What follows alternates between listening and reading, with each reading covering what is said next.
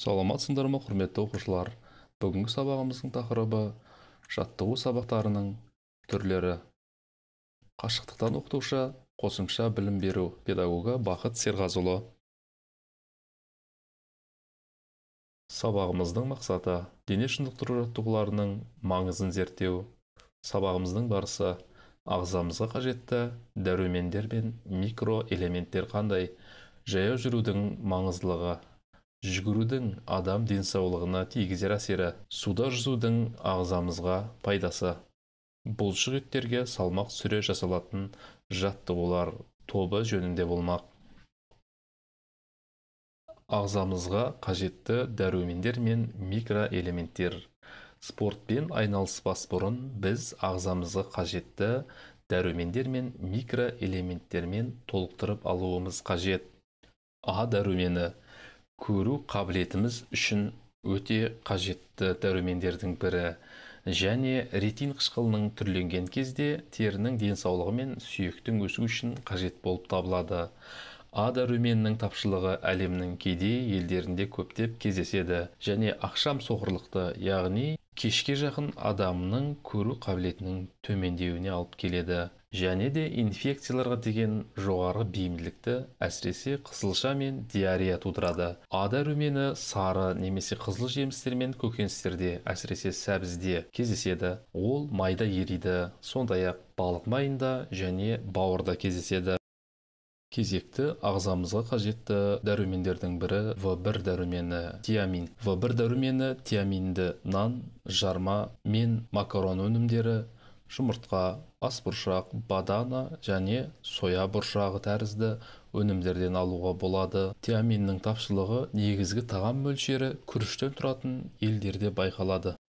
В2 дәрумені рибофлавин. В2 дәруменінің қайнар көзі сүт, ірімшік, жапырақты көкөністер, бауыр, бүйрек, бұршақ өсімдіктері, саңырауқұлақтар және бадам болып табылады. Рибофлавин жасуша зат алмасуын реттеуге көмектеседі және көбінесе көмірсу, амин қышқылы және майдың зат алмасу жүйелеріне қатысады. Рибофлавиннің тапшылығы жалпы басқа дәрумендердің тапшылығына байланысты жеке тапшылық ретінде сирек байқалады. В6 дәрумені немесе пиродоксин. В6 дәрумені көптеген жағдайларға арналған зат ретінде тылсым дәрежеге ие. Дегенмен де мәлімдемелердің көбі дәлелдерге сүйенбейді. Бұл дәрумен көптеген өнімдердің құрамында бар, сондықтан оның тағам мөлшеріндегі тапшылығы сирек кездеседі. Асқазан мен 12 елі ішектің жарасында сақтықпен қолдану қажет. Келесі С дәрумені, яғни аскорбин қышқылы. С дәрумені балғын жемістерде, әсіресе цитрусты жемістерде және көкөністерде кездеседі. С дәрумені коллагеннің түзілуі үшін қажет және терімен қосылып тіннің, сүйектердің, қан тамырлардың және дентиннің тұтастығын сақтауға көмектеседі. Ол жараның бітуі үшін қажет және күйіктен кейін қалыпқа келуге септігін тигізеді. Сондай-ақ темірді және құрамында темірі бар кейбір заттарды сіңіруге көмектеседі. Жаяу жүрудің маңыздылығы. Жаяу жүру өзіңізді бір қалыпты ұстаудың қарапайым жолы. Кейбір спорттың түрі адамдарға кері әсерін тигізуі мүмкін, ал жаяу жүрудің ешқандай зияны жоқ. Керісінше, оның адам денсаулығына пайдалы тұстары өте көп. Мысалы, салмағыңызды бір қалыпты ұстауға көмектеседі. Қантыңыздағы, яғни қандағы қант мөлшерін реттейді. Жаяу жүрудің арқасында қаныңызда қант мөлшерін реттеуге болады. Көңіл күйіңізді көтереді. Америкалық психолог Роберт Тайер 10 минут жаяу жүрсеңіз, 2 сағат көңіл күйіңіз көтеріңкі жүреді дейді. Есте сақтау қабілетіңізді арттырады. Аптасына 3 рет 40 минуттан жаяу жүретін жандардың есте сақтау қабілеті 2%-ға жақсарады. Жаяу жүру жүрек ауруларының алдын алады. Күніне кем дегенде 15 минут жаяу жүрген адам жүрек ауруларының алдын алады. Соңғысы қатерлі ісіктің кейбір түрінен сақтайды. Жүгірудің адам денсаулығына әсері. Күнделікті таңертең көше немесе саябақ ішіндегі жолдың бойымен жүгіріңіз.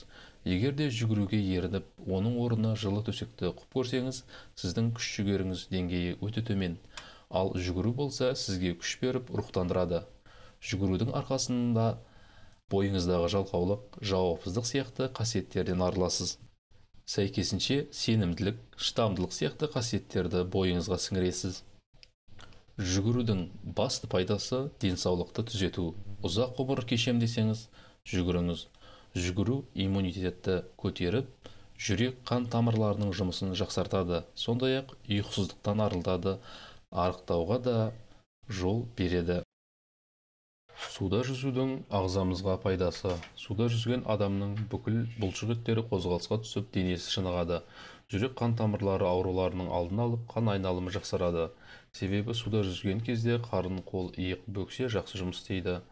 Адамның тыныс алуына қалпына келтіреді. Себебі жүзуден көкірек қуысы кеңейіп, тыныс ашылады. Жүйке жүйесін айтарлықтай тыныштандырып, күйзеліс жағдайында тез арылуға көмектеседі. Себебі су адамның барлық дене мүшесіне әсер етіп, оған массаж жасайды әрі босаңсытады.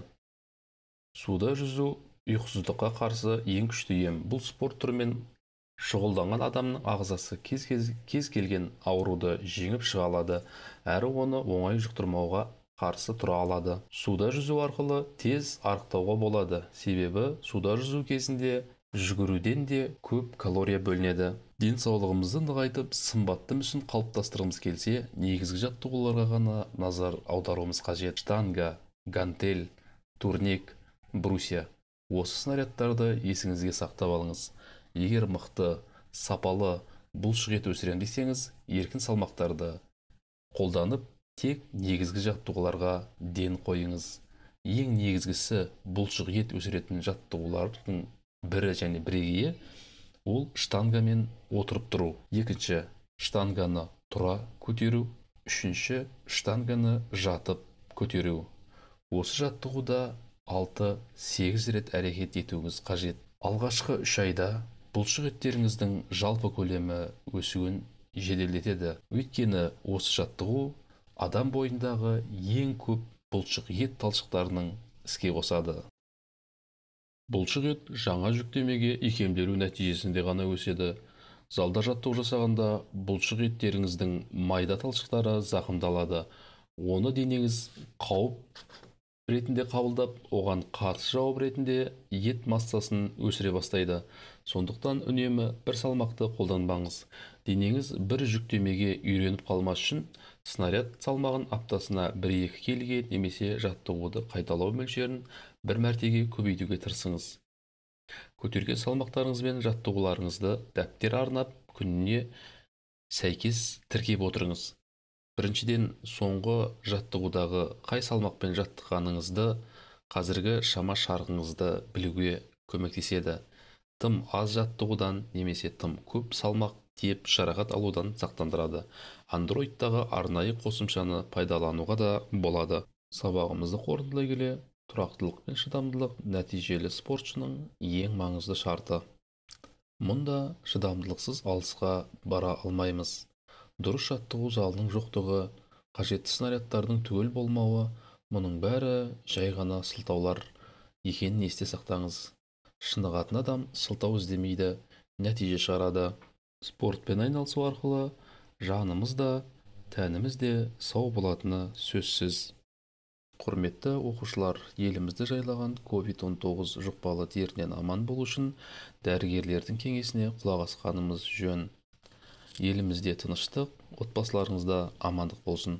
Келесі сабақта кездескенше сау болыңыздар.